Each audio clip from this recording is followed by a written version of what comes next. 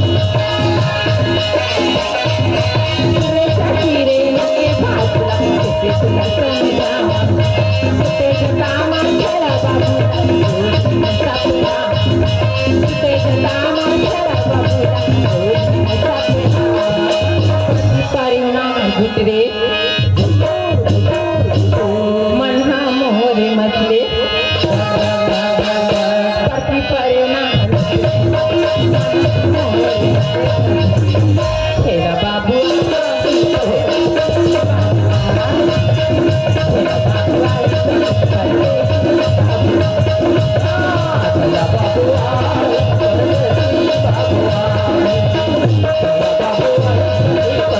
Bye.